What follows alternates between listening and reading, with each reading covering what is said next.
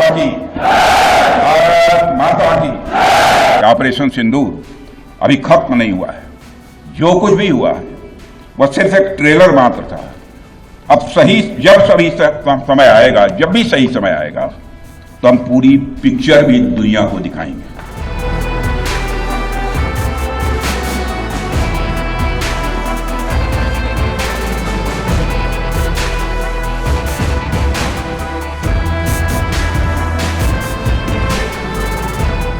पाकिस्तान फिर से इस कोशिश में लग गया है कि ध्वस्त हुए आतंकी ढांचे को फिर से खड़ा किया जाए। वहां की सरकार पाकिस्तानी आम नागरिकों से लिया गया टैक्स जैशे मोहम्मद जैसे आतंकवादी संगठन के आका मसूद अजहर को करीब 14 करोड़ रुपए देने में खर्च करेगी, जबकि वह यूनाइटेड नेशंस डेजिग्नेटेड टेररिस्ट घोषित हो चुका है। इतना ही नहीं, लश्कर-ए-तोयबा और जैश-ए मोहम्मद के मुरूद के और बहावलपुर स्थित टेरर इंफ्रास्ट्रक्चर को फिर से खड़ा करने के लिए पाकिस्तान सरकार ने आर्थिक सहायता देने की घोषणा की है।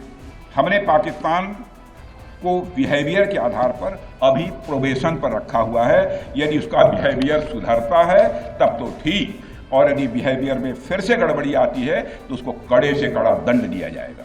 और मैं ये कहूं तो ये कहना गलत नहीं होगा, जितनी देर में लोग नाश्ता पानी निपटाते हैं उतनी देर में आपने दुश्मनों को निपटा दिया।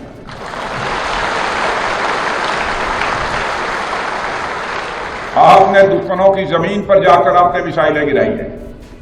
उसकी गूंज केवल भारत की सीमाओं तक ही सीमित नहीं रही है, बल्कि सारी दुनिया ने सुना है। मेरे दोस्तों, निश्चित रूप से इंटरनेशनल मॉनेटरी फंड से आने वाले $1 बिलियन के बड़े हिस्से को टेरर इंफ्रास्ट्रक्चर को फंड करने में इस्तेमाल होगा, ऐसा मेरा मानना है।